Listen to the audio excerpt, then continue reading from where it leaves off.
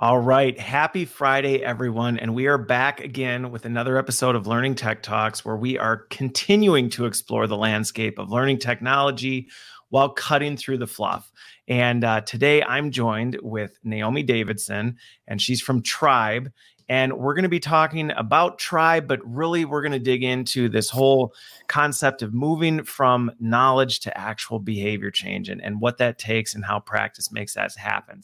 So while we're getting going here, if you're joining us live, go ahead, give us a thumbs up, share the post, tag in somebody who would benefit from the dialogue, specifically around how really practice and behavior change can make an impact. And while you're at it, comment in. Let us know where you're joining us from. So I am in, as always, Waukesha, Wisconsin, where it is a gorgeous day. I am looking forward to my meetings wrapping up so I can join my kids outside and, I don't know, get sunburned or something like that. How about you, Naomi? Where are you? I'm coming in from the heart of Silicon Valley, Los Altos, California. I'm blocks away from the Google and Facebook. Well, not the Facebook headquarters, but some of the campuses. So I can literally walk to Right the in the next heart of it, then. Yeah, exactly. So is it quiet there with everything going on? Like, is the hustle and bustle quiet, or is everything kind of back to normal? It is quiet. No, it's not back to normal at all. When you're driving around the Bay Area, this is one of the worst traffic places in the nation. And right now you can leave any time of day you want and drive all over the Bay Area. And I don't know how I'm going to be able to adapt when you have to plan ahead. Exactly. It's a dream right now. I have to imagine the traffic thing is got to be a shift. I haven't lived in California, but I used to travel there a lot for work. And I remember the traffic sometimes was it's beastly, brutal. And I go to Chicago sometimes, and Chicago's bad, but Chicago's got nothing on you all out there. Okay. We're ridiculous. All right. So that's the locations.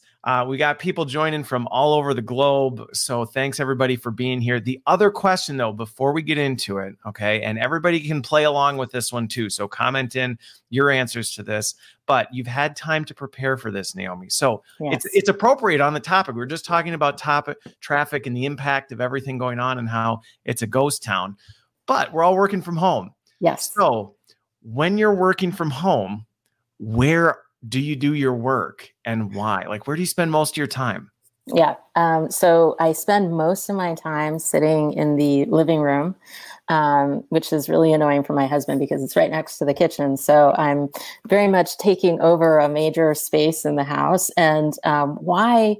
So I'm sitting on like the kitchen table, and we have this kind of tatami mat that I'm sitting on. And why am I sitting here? Because I love my dog, and she'll sit with me all day long if I sit on this tatami mat. She basically, for some reason, she's not feeling like it right now, but she usually just sort of cuddles up behind me, and I'm like, that's just like the best way to work. Okay. So animal, right? You've got your pets that can join you there. And it's the only place that your dog will join you is in the living room? No, she'd join other places. So I do sometimes like go sit on the couch and, work on my laptop. But again, kind of finding proximity to being able to pet the dog. It's just like everything is better when there's a dog around. And, sometimes I bring her onto calls with me because, she's better at them than I am. And so got it. She knows how to keep it real. Okay. All right. Well, so mine is, most people, right, this is a very familiar territory. So this is my home office. So I spend a lot of time in here, largely because with as many things as I have going on, I've got a 40-inch widescreen curved monitor, and I need the real estate, right? And so me like taking my laptop and just going and sitting somewhere, I can't function because I can't have 9 apps up all at the same time. So I do spend a lot of time here. However, sometimes I just need to get away, and I will, I'll go sit outside too, right? Get some fresh air. But what's funny is I've got this really cool room in our house downstairs where it's like this 4-season green room thing that's kind of off the side of the house. And the previous owners grew bamboo in there. Oh, wow. And I used to take my giant monitor and I'd set it on a table down there and I'd work down there, mainly because it was the best icebreaker in the world, right? Because you would come on camera, and this was before everybody had the fake backgrounds, but you'd come on camera and there's bamboo. It looked like I was in the jungle. And it was a great conversation point because everybody, where on earth it was so much fun, but it wasn't practical. It gets really hot down there and then, you know, you're sweating and it's not practical. So now I spend most of my time here. Okay. Anyway, I love the 40-inch screen. I'm inspired by that. It sounds luxurious. I'm working on a 13-inch monitor, and sometimes right? I'm like, I'm telling you, that's what I'm telling you. Once you do it, you can't go back. Now, I used to have 3 monitors years ago, but it was a pain. The curved, I'm telling you, it's worth it. It's worth it. Anyway, wow. Deluxe. Yeah, it's a luxury experience or whatever you want to call it. Anyway, all right, enough of that nonsense. We've got lots of, you know, there are some fellow people though that are, you know, in their living rooms. So I think you're in good company. Naomi. I'm not alone. All right. So let's switch over to Trybe and the practice conversation, all that good stuff. Just to kind of set the stage for folks, because I've checked it out, I've seen it, but not everybody may be familiar with it. It's Trybe with a Y.ai. What is Trybe? How do you describe it to people when people say, "Hey, what is Trybe?" Yeah. So it looks like it says Trybe.ai, and that's intentional. We were making a play on words between the growth mindset element of trying and being and doing, and also the concept of community and the fact that we learn from humans more than we learn from tech or reading a book or anything else, right? We learn from each other, and we really wanted to make sure that even though we are very much a data and a tech company in terms of how we deliver, that we wanted to hold ourselves to being a people first company. And so what does Trybe do? What do we build? We are basically a standard professional skill development company. We think about how to help people be effective managers, inclusive leadership, allyship, all the things that any professional skill development company, training company would work on or think about delivering. What makes us really different, makes us really unusual, is that we bring an element of practice to it. And you set that up at the start where you said, hey, what's the question that Trybe is asking? And Trybe is asking, how do we make sure that we actually achieve change when we do a training? And, the answer to that is in some ways very simple, but it's also very hard. The answer is with continuous practice. In the, kind of nerdiest way to say it is through context switching and time delay, that you need to be able to do the activity again and again and again through time, spreading it out with stuff in between. And that's a really nerdy way of saying that you need to practice over a period of time in small bits and pieces, just like if I were going. Once isn't enough? Exactly. Is that what you're trying to imply right now, Naomi? That That's doing exactly it one time what is not it? Oh. Yeah. When we say practice, and I was mentioning this to you earlier, a lot of times when I'm talking to fellow instructional designers and I say, oh, we do practice with Trybe, and they're like, oh yeah, we do that too. We have a part of our session where we do an application of the concept. And I'm like, oh, to me, that is applying it once, but nobody really fundamentally changed habits by doing something once, right? I like to use the example, we would never say to somebody, hey, go play basketball, read this book, try it once, you're ready to go. Right. Here, sign you up for you. Here's your NBA contract. Exactly. And not only that, how about let's start with our first game competitively, right? So let's just go out there and make it count from the start. Yeah. So it's the area where Trybe really excels, and the way that we get people to practice. So what we do is we built a very simple tool that helps people change mindsets and habits. And so we focus on that part of behavior change because that's really where the change begins, is in your mind and in the habits that you do. That's the easiest way to build something in people's day to day. And the way we do that is with a very, it sounds fancy, but it's really simple. It's like a very simple app that encourages people to reflect on a short number of questions per day to raise their awareness and to basically get them to practice thinking about the thing. So it rests on a cognitive behavioral approach to behavior change. Okay. Got it. Well, and we'll dig into this a little bit more because it's one of those things that when we were talking about this before we went live, it's one of those things where I think we all want, right? Even personally, we want to change behaviors sometimes. We're like, I really want to not do this anymore, or I want to start doing this. And yet we don't, right? Yeah. Over and over again, that happens. And the same thing is true with employees in our organization. So, but before 100%. We do, I'm just curious, because when you look at the platform, are you targeting, does Trybe typically look at working with organizations? Is it end users too? Like can consumers use it? Because that was one of the things that wasn't super clear to me from the website. Yeah. Thanks for pointing that out. We are, the great thing about Trybe is that we aim to be, we serve organizations, but we're asking ourselves to be consumer friendly first. And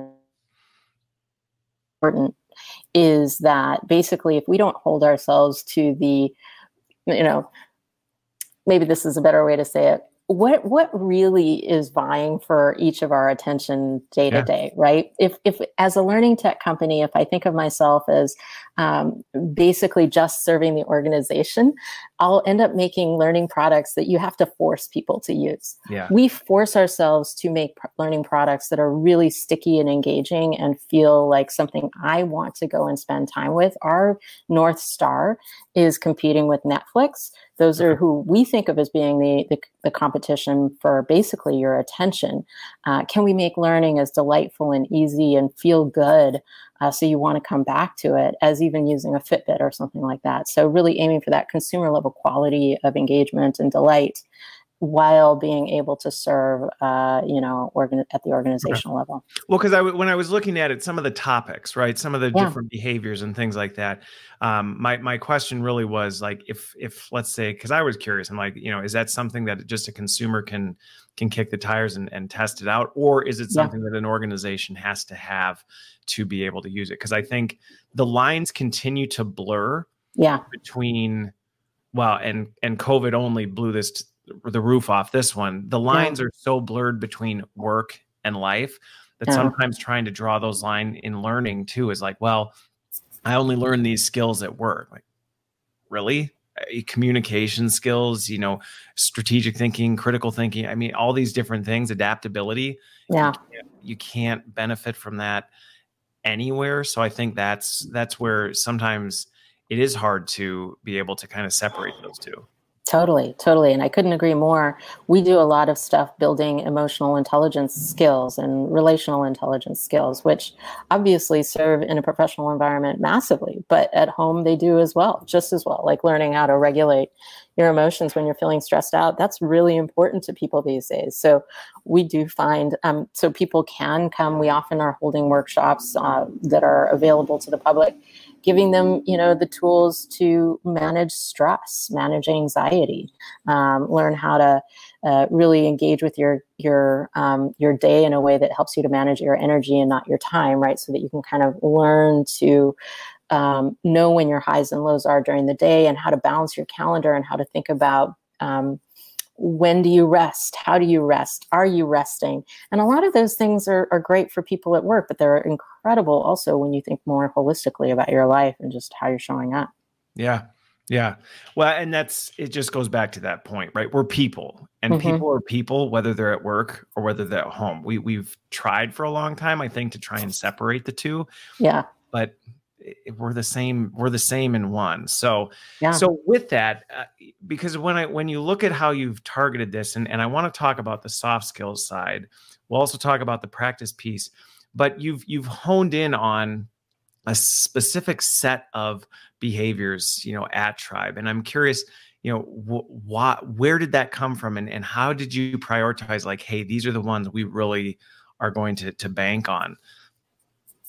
Yeah, so we are focused mostly on soft skill stuff, Yep. though we do bleed into hard hard edges on that, and I'll talk about a couple of them. But how did we choose? Basically, from the world that I see as a learning and development professional, that people over-index on the hard skills, and I think in large part that that's because in order to be able to do our jobs, that's kind of table stakes, right? I need to know the basics of how do I, especially as an independent contributor, right? I may need to know how to do coding. I may need to know how to, Yep. As a project manager, I need to know the basics of project management. Change management, I need change frameworks. I mean, so there's always a hard skill basis from which we need to start. So it's not surprising that we begin with the hard skills. However, increasingly in this marketplace and with the more complex organizations that we work in, to be a competitive professional, you need the soft skills to differentiate yourself, or really to be to stay relevant, I should say, in today's economy. AI and other things, automation, are going to push us more and more and more and more to having to basically differentiate ourselves by being human. And humans are great at complex thinking, at the soft skills, at context, and all of these other elements that if you just really focus on the hard skill stuff more and more and more, that'll get automated. So, you'll really be left out of the future marketplace, I think, if you focus there. So, so there's a market need. Hopefully you can still hear me. There's also this gap on coverage of the soft skills. And because, especially when it comes to behavior change, because this is the area that is the most nebulous. It's called soft for a reason. It's the least understood. It's the last bastion in my mind of where fixed mindsets still reign supreme. I think most of us believe that you're born with grit, that you can't change how much grit you've got, that, most of us are coming in with kind of a fixed mindset around things like presence, gravitas. You're either a great communicator or you're not.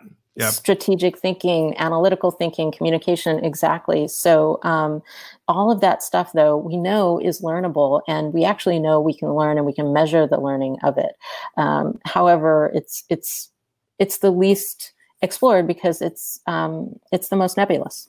Yeah. And so we actually kind of love that challenge at Trybe, and that really motivates us. And ultimately, for us, because we really are a social, I would say that we're basically a social justice company as well. To us, basically making soft skills widely accessible is one of the ways to create more meritocracy in the workplace, to give people the ladders they need to be able to really engage at higher levels of organizations, even when they're coming maybe from different backgrounds where you don't get taught that at home as much, at least in ways that would be relevant to a professional working environment.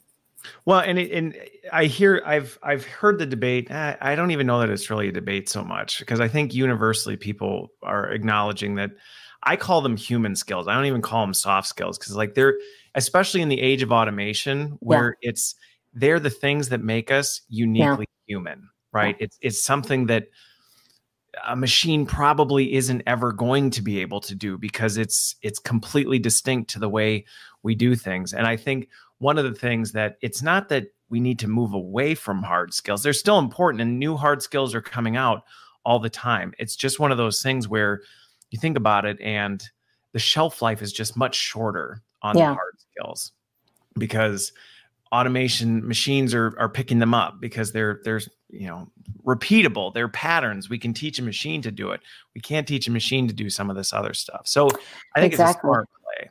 Exactly. Another thing is, for people who like to work in environments or creative, innovative environments like in a startup, there's just also this speed of change and chaos in terms of the problem that you're solving any given day. And so what you just said about the kind of shelf life of hard skills is very real in an environment that's fast paced and highly creative, because the problem you're solving tomorrow may be completely different. And the great thing, and I love your human skills twist on that, I might steal that.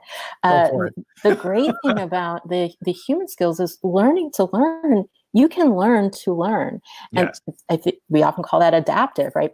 That build your adaptability. And so there's ways that you learn how to learn. And the better you get at learning, the more that all that chaos and change is something that you can embrace and that you can be a very productive participant in, as opposed to somebody who is overwhelmed by it and unable to contribute.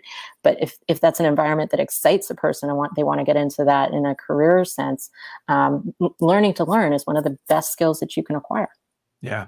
Well, and I think with that, as we look at this, this is why, to me, right? People are very scared of this whole automation age. I see the fear in a lot of situations where people are like, what is my future, right?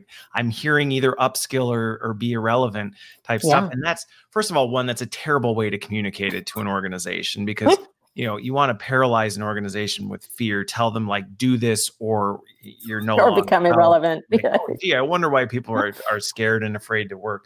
But I think the point with that is, when you look at it, these human skills are truly, to me, a window for people to find their relevance and hone their relevance in a changing world. Because you know what, you can now take these skills and apply them in really any situation, right? They're completely transferable, and it almost puts you in a more strategic, more sustainable place to be able to operate. So I think we don't need to get into the whole skills discussion, because we could talk about that forever. But I think it's an important point that, the place that you're putting practice, right? When we're saying, well, practice is so important.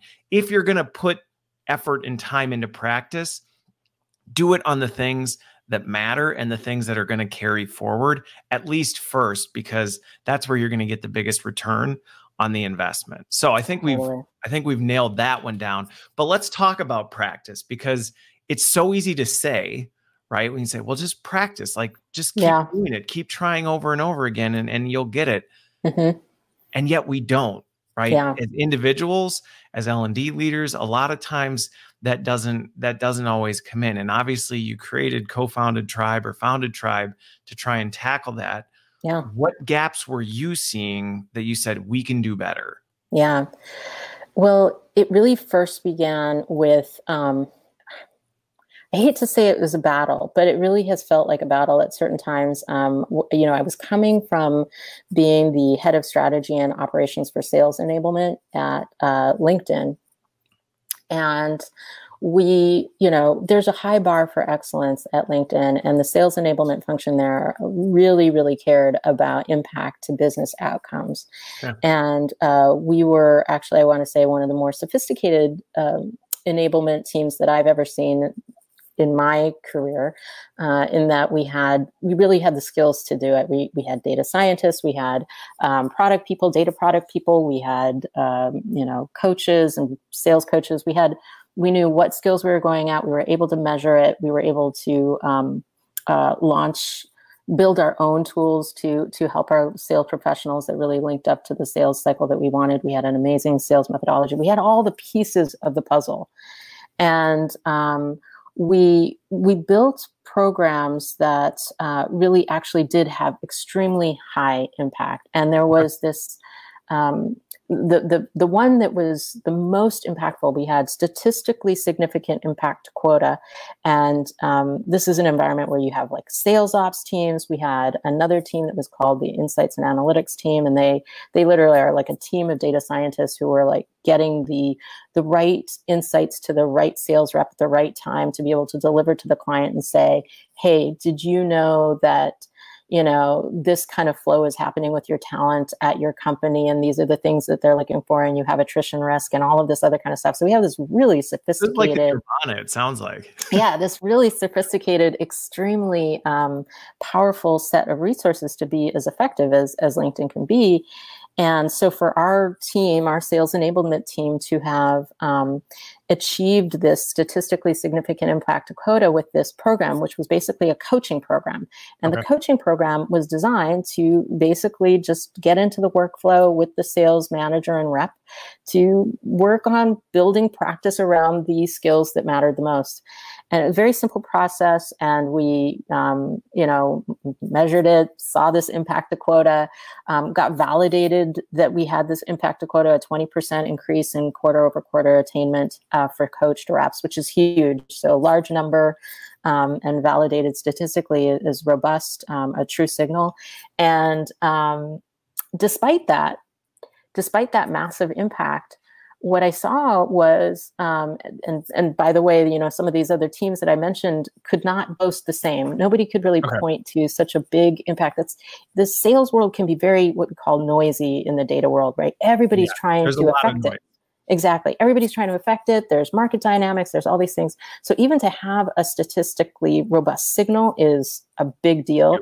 And then to have it at that scale is even larger. So I thought, kind of naively, like, wow, we've done it. We've hit the nirvana of behavior change. Everybody's going to stop and say, let's focus on methodologies and practices that really engage. You know, basically, we're using the idea that we can get people to practice by working in a kind of coaching relationship with their manager, and we can measure that practice, and we can encourage it, and we can get this change. So we did all of that, as I just mentioned. But that moment of like, woo, that I was waiting for didn't happen. And in fact, it was more like, huh. And I think it's because, you know, sometimes, and I used to see this when I was back at McKinsey as well, sometimes you can have this extraordinary impact, this huge outsized business impact to business. But if the business isn't ready to invest in it, or they're not ready to understand why that's happening, or, you know, maybe they just don't believe in it, even if the data is there, you won't win. You'll just sort of a trip back. So we did, you know, we basically, you know, leaders were kind of like, meh, you know, and they disinvested in the program. And that was one of those moments in my career where I just said, well, if you're not going to invest, I am, and left and brought some people. Okay. Yeah, this is something, it's exactly as you'd expect. Coaching and practice makes this massive impact. It's measurable. You can really kind of dumb down the practice process. You don't have to overcomplicate measurement in that space. And you know, basically, if people do things and they do things enough, they will change their behavior. And it's kind of like advertising. It's a very similar process, right? If I see something enough, I'll start believing in it. And so we basically embarked on that journey. Well, what's funny about that story, because I think anybody watching who's been in L&D for any period of time that's done some of this stuff has had that same moment, right? Where you nailed it, right? You crushed it, and you're so excited. And you're like, ta-da! Like, look, we did it. And it's just met with this like, right? Like, oh, nice. Thanks. Right. Like, what? Do you not understand what just happened? The power behind what we did. Yeah. And that is a challenge with, I think, a lot of times the innovations that we make in learning is that we're dealing with stakeholders who a lot of times also don't understand it, right? I mean, I think in many regards we're learning it, and many of us are on that journey, but our stakeholders also are. And I think sometimes that's where we miss it, is totally bring them along for the journey, right? So by the time we present them the output, they're like, okay, I don't get it. Like, what's the big deal? And then we end up right back where we were. And I think that's an important point to highlight, that when it comes to this stuff, you have to bring everybody along for the journey and help them see what you're seeing, or you'll run into that risk time and time again. 100%. We deal with it all the time. We're like, our stakeholders are like, yeah, we really want behavior change, so send them this PowerPoint. You're like, what? Yeah. No, that's not what we should be doing. But again, we've got to bring them along for it. So I'm curious with this then. So you actually just to kind of explore that a little bit more, because here's a mistake that I made, thinking that I was doing that, and this is, I think, a classic mistake along bringing, you know, in terms of bringing the stakeholders along for the ride. Most of the things that you say, hey, we're aiming for statistically, we're aiming for impact to quota, we're aiming for behavior change. Do you want that? And they say, of course I want that. So being aware of how you're asking the question, if you ask the question in a way that basically everybody will say yes, because how could you say no to that question? Right. You won't actually surface the true underlying resistance to what was underneath it. So if I were to go back and to give myself more coaching at that moment, I would definitely say, what if you paint more of a picture of what will be different, and ask them if they want that? And are they willing to make trade-offs for that thing? How much do they want it? Is there a burning platform around that? And I think what people would have then done, for example, like if I were to say, what if I could get everybody in this organization coaching, and looking at that coaching data, and in a way almost like shied away from what you think intuitively is what you are asking them for, is like, what if I can change your quota attainment rates? Instead, like, do you want an organization of people coaching their reps? Is that what's important to you? And are you willing to make trade-offs and investments to get there? Yeah. Well, it's a good point. And we've got the point, right? It's how we ask the question. And I think this is something, right? This has nothing to do with practice, but now we're talking about, right, that whole needs analysis, right? How do you get into it? Yeah. Because we do drop the ball. And I can say over the years, I've dropped the ball so many times. So this isn't like a pointing the finger, because I'd be pointing it right back at myself. Yeah. But we make mistakes like coming in with telling them this is what we're going to do, instead of asking questions about what do they want, right? If you come in and go, I did the greatest thing in the world, but I never bothered to ask you, is this something that would matter to you? And then expecting them to be through the moon about it, well, that's on you, right? Because it's like, you didn't take the time to, ask the right questions, understand the situation. And I think the other thing, I've talked about this on a number of different events, is sometimes the language we use just like, we use this like language that doesn't resonate with our stakeholders, right? We use words and phrases and things, and they're like, yeah, sure. Yeah, no, that sounds good. You seem very excited about it. Yes, I'd be very thrilled if you improve the learner experience and transform user behavior. Okay. Yeah, do it.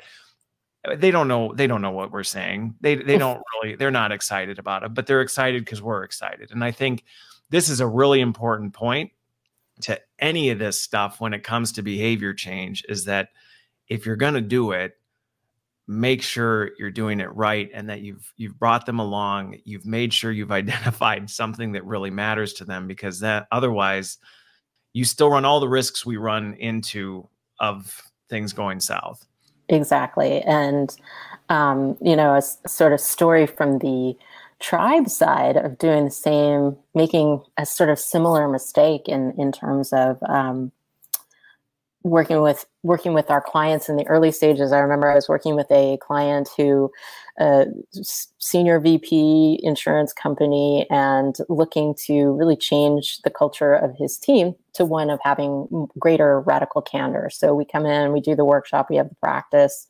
A team of basically 20 VPs get on, go through the training. They practice for 3 months. They practice soliciting criticism, praising people's work, and then, like public praise and private criticism. And so they practice, 80% of their team practices 3.5 times a week for 3 months. This is like huge. And so we look at the data and we're saying to ourselves, at least from a Trybe perspective, we're saying this is, we think that we have delivered on the promise, right? And so we sit back and we say to the senior VP, like, hey, look at all of this practice that your team just did.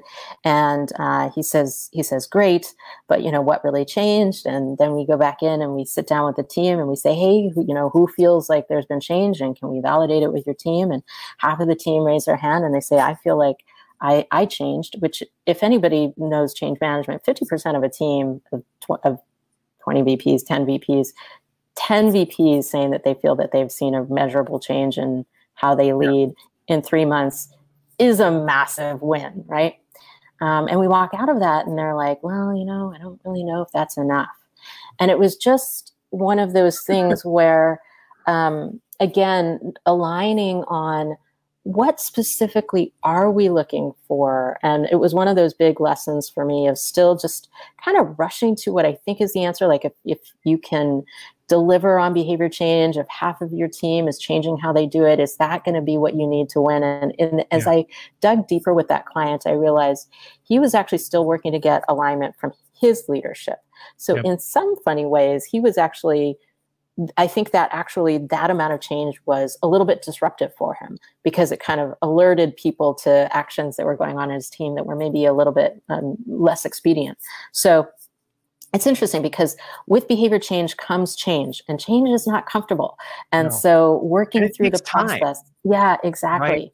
Yeah. I mean, that's, I think, one of the things you brought up, that we have to give ourselves, I think, a little bit of grace on this sometimes when we're dealing with this, because I've had more than one occasion, more than a lot of occasions, right, where you make an impact, but it's almost kind of dismissed as, well, it wasn't big enough, or it wasn't enough, and then we kind of walk away from it, instead of saying, wait, let's focus on, like, we did make an impact. How do we now accelerate or expand that impact, instead of saying it wasn't enough, let's walk away? Because I see that with, you'll hear it with behavior change stuff, where it's like, well, not everybody engaged.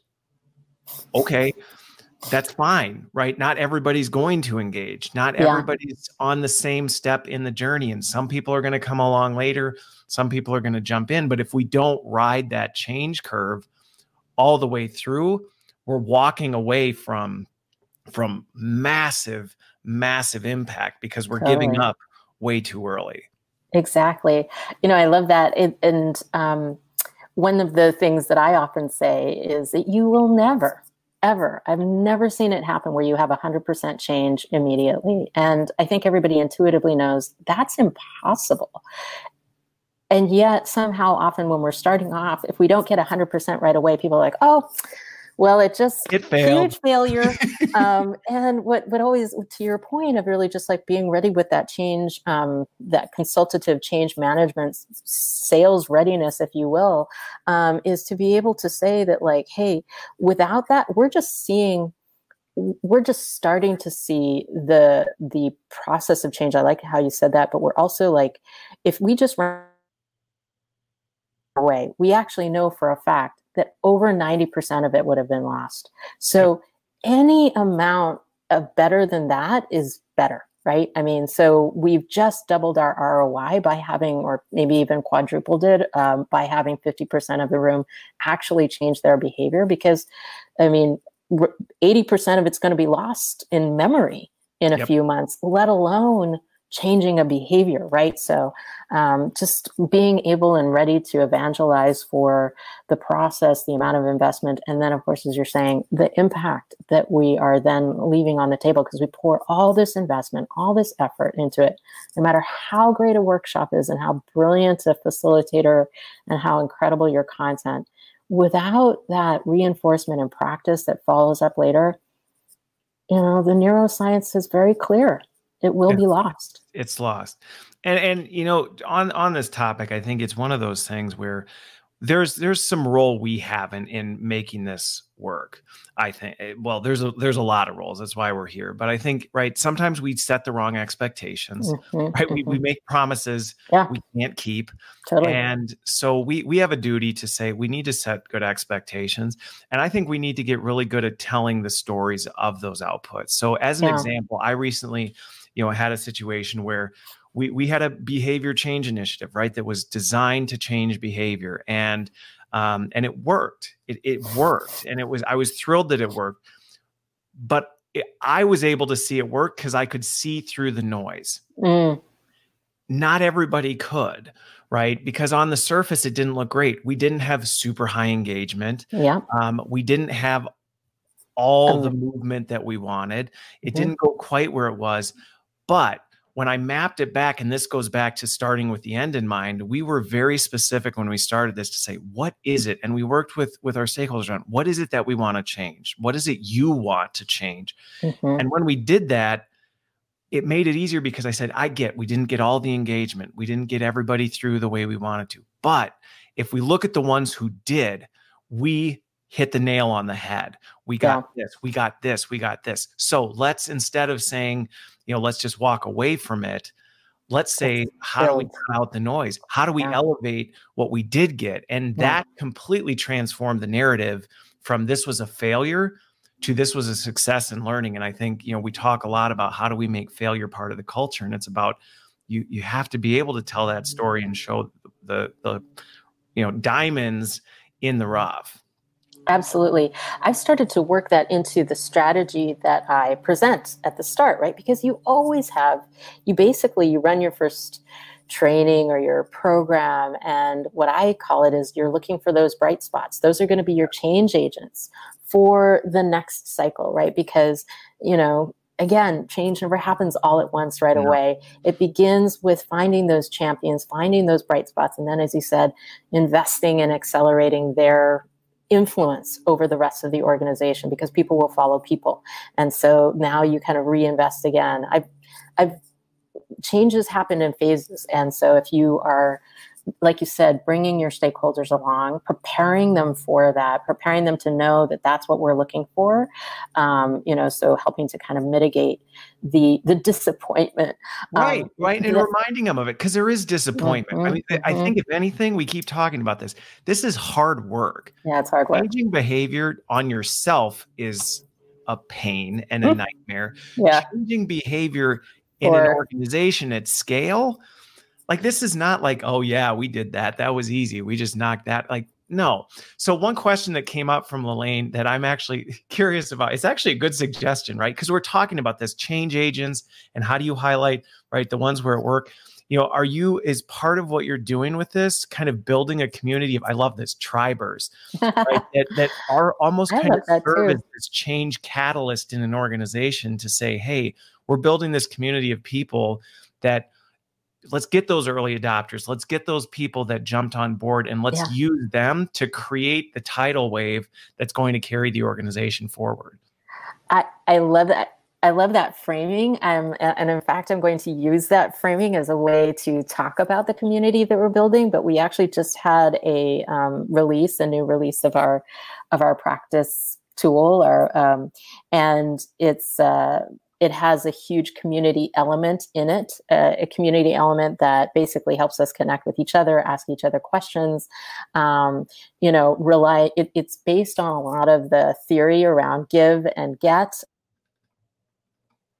to be able to exchange information, ideas, and knowledge, and really start to surface who those champions are to that point in that question. I've never really framed it with that kind of clarity and perspective in relation to change. So thank you, whoever asked that question, because you've helped me. Elaine. Yeah, thank you. You helped me think about, really the utility of it in a really important way. I think of community as being so important for so many reasons. You can almost sort of forget to then say, like, God, this is one of the pieces of gold that we could really use for a lot of those change initiatives that we're running, because we need those. We need to incentivize those champions. We need to recognize those champions. And part of what I think we can do as learning and development professionals is surface to an organization. One of the things that I see people not knowing what to do with the data is not knowing how to say that, what is the value of knowing who is not engaged and who is engaged? Instead of looking at the learning and development professionals saying, like, you failed because half of the group didn't engage, what if we're really in a conversation where we are saying to them, hey, I can surface insights about the team's engagement on X. I can tell you the why. Exactly. And I can start helping you to see who the kind of rock stars and movers and shakers and people that you want to empower to help you unlock the next level of change, right? Yeah. And so, to this person's point, we have that data in our hands. And you just reminded me of another place where I have that data in our hands, and I wasn't paying attention to it. But I think of that as one of our big jobs, is to be able to say, so what if we're like we know, for example, that grit and a growth mindset are the two strongest predictors of performance in anything in life, in anything.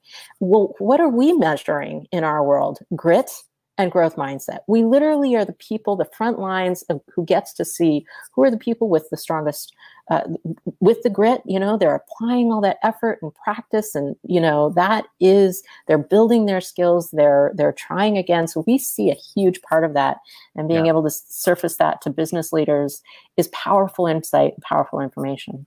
Well, and two things that you brought up that kind of jumped out of this conversation that I will just reinforce, right? That change agent thing, some of the most successful initiatives that I've led, and I know there's a lot of pressure a lot of times to say we have to do things top down, right?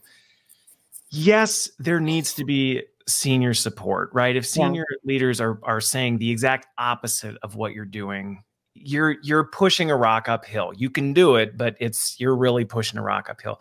That said, I have seen tremendous power in when you really leverage those change agents and you blow that out of the water, it spreads like COVID, right? I mean, it does. It's like, whew, because it moves through the organization, because suddenly people want to be part of something and they're following their peers. There's a big disconnect between, the front lines and senior leadership. Doesn't mean they don't play an important role. Yeah. But it's not just a that or that, it's a that and that. And I think that's a huge point to kind of highlight with that in terms of success. So I think, one of the questions that came through, we've been talking about this a lot, right? In terms of the influence of leadership, I think we've answered some of these questions, which is, right, really dig into what are the pain points, bring them along for the journey, talk in their language. Like, there's no shortage of things. And I think the other thing is, I don't know about you, but with a lot of things, I don't have like the top 10 list,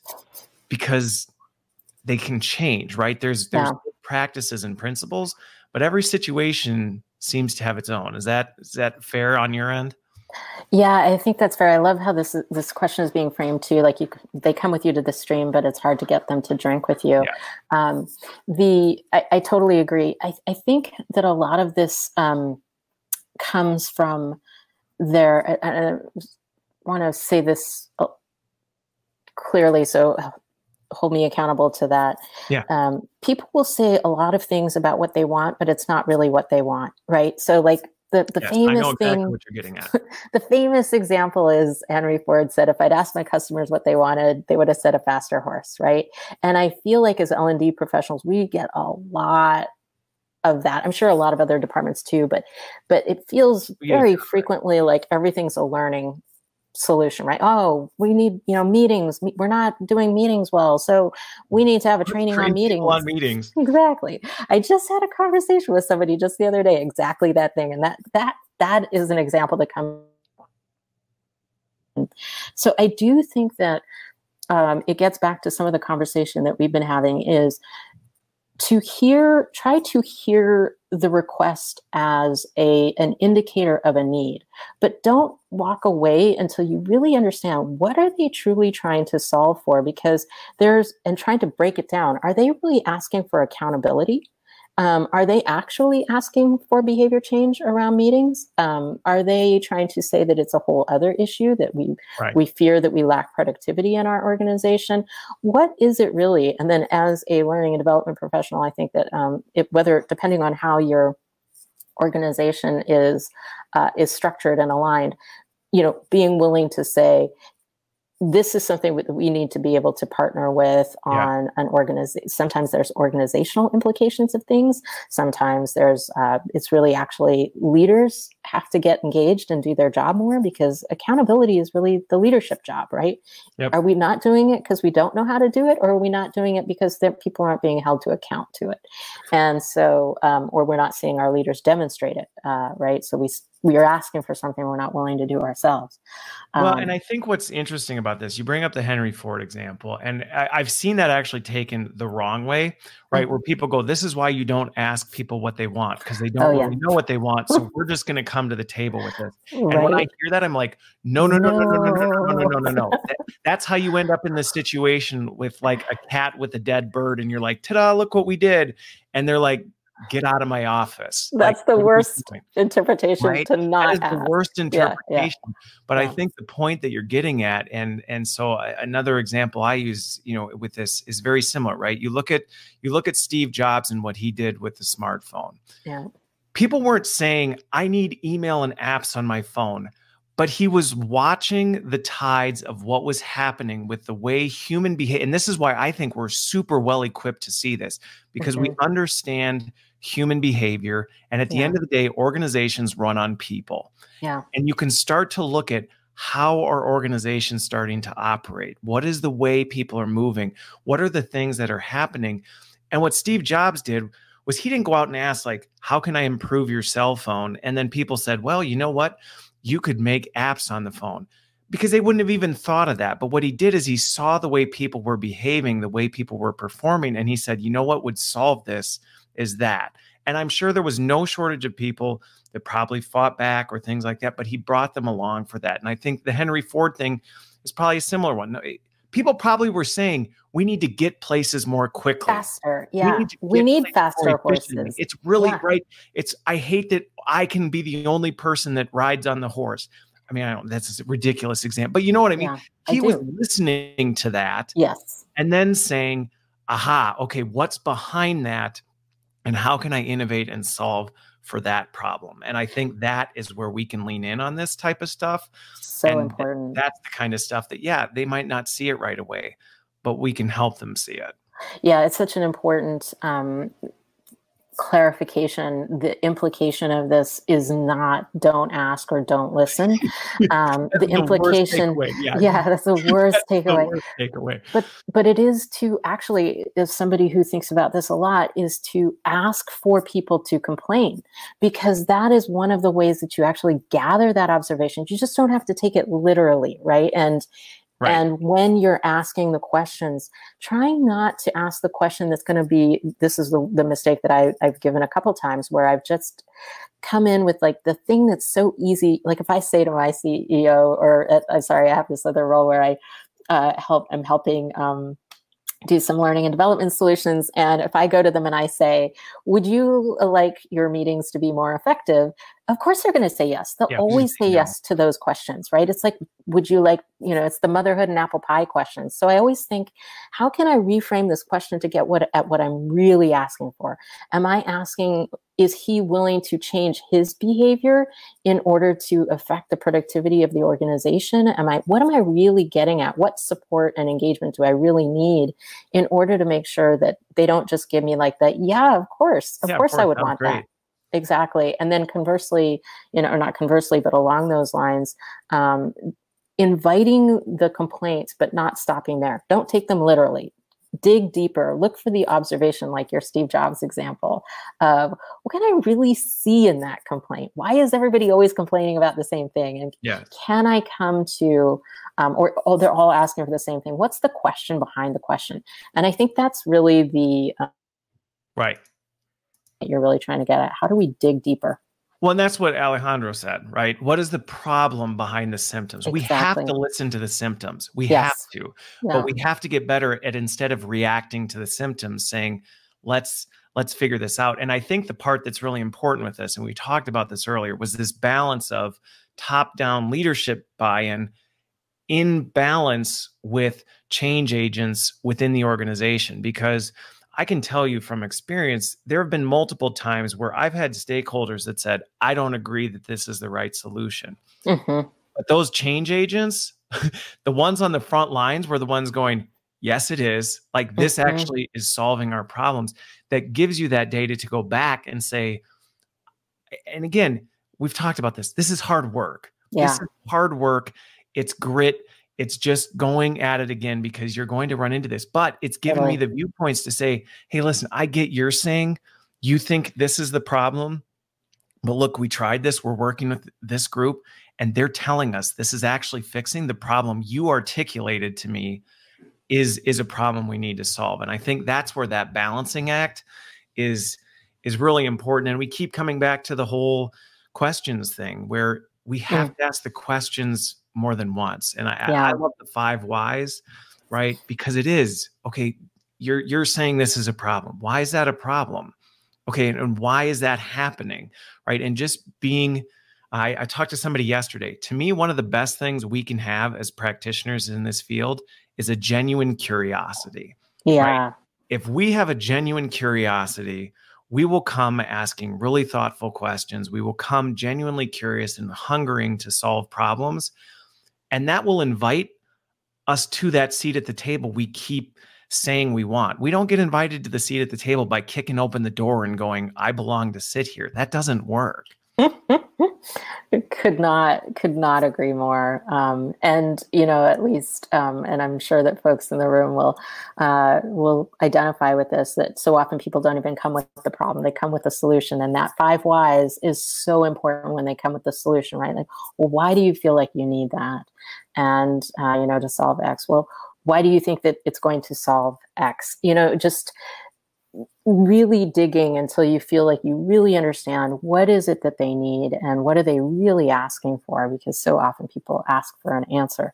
They don't ask for, they don't tell you what they need. Yeah. Yeah.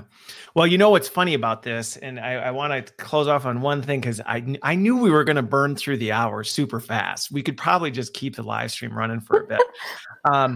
But what's funny about this is this has been a bit of a hybrid practitioner and solution provider conversation, which Yes. makes sense given the fact, right? You're chairman of the board, founder of Trybe, while at the same time serving as the head of learning and development. Yeah. So I think, one of the things that I don't want to walk away from, though, because I think all this stuff we've talked about is fantastic. And hopefully people, based on the number of comments that have come through, hopefully it validates that they've been getting something out of it. Awesome. But, as you look at that, one of the things I think is really important to highlight with what you're doing with Trybe is the fact that sustaining this stuff is not easy. And that's part of the reason why I'm excited with technology, because it does make it possible. Yeah. We can't chase learners around and send them emails every third day, or call them or text them and say, hey, don't forget, here's a couple thoughtful questions. I mean, we could, but we'd have to have an army the size of, Texas to do it. Yeah. And I think to me, that's my understanding of where Trybe leans in, is to say, hey, let's let technology take that sustainable kind of carry forward stuff so that we as an L&D can work on all these big rocks we just talked about. Yeah. Right? These are big problems that we have to do. We can't be spending our time doing the things that technology can and automating kind of this sustainability.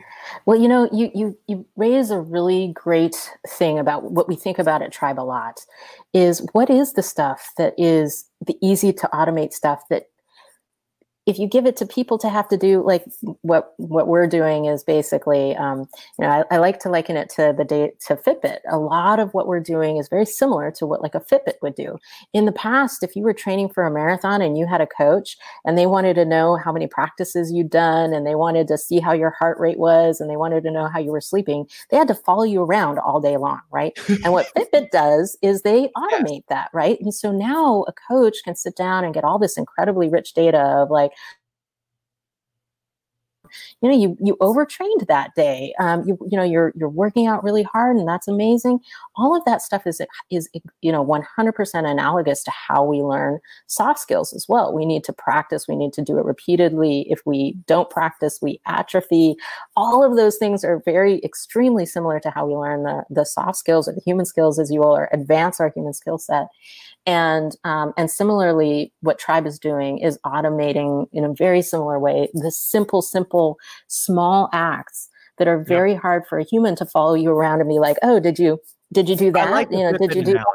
Right. I like the Fitbit analogy, right? I'm wearing my Ionic right here, right? Because it gives me data and it helps me understand, hey, I'm trying to, lower my resting heart rate. Well, I could sit and try and take my pulse every day and try and write it down, but that's not the best way to do it. And I think one of the things that I've seen in our industry kind of rise that disrupts some of this stuff or inhibits the change is the fear, right? Mm-hmm. Well, but that's what I'm doing. I'm chasing people around doing this stuff. And what will I do? And to me, I say, you get to do the things that have more impact. The stuff we were just talking about. To help stakeholders, you put that data to work and actually coach and develop the organization. Yeah. Instead of spending all your time sending emails and calling people and scheduling meetings going, well, here's the dashboard of what people are doing. And, can let's follow up and chase them around, right? Instead of this not busy work. meaningless, but right? The busy work, right? Yeah. You focus on the higher order stuff. So I like the Fitbit analogy. I think that that helps give the analogy of really what it's trying to do is to carry that forward so that we can spend our time on higher order things, while at the same time still continuing the tough work of practice and behavior change. Yeah, of organizational change, which, as we just talked about, is tough. And there's a lot of really good questions and stakeholders. And so, yeah, why not automate the little bits and pieces and make those more accessible? Because they are, just the little bits that fill up the day of what it really takes to learn and grow and change. Yeah. Well, this has been fantastic, Naomi. I know it's been, we scheduled this a long time ago. So I was excited when the time finally came for us to do this. And I think it's been an awesome blend of practitioner and service provider conversation. So thanks everybody who tuned in today. Loved all your comments. I think we tried to answer as many as we could, even if I didn't pull them up on the screen, but thanks for joining us. Thanks for being here, Naomi. Really enjoyed the conversation. And everybody out there, we will see you next week with a double header episode next week. So details to come on that. Thanks, everybody. Great. Thanks.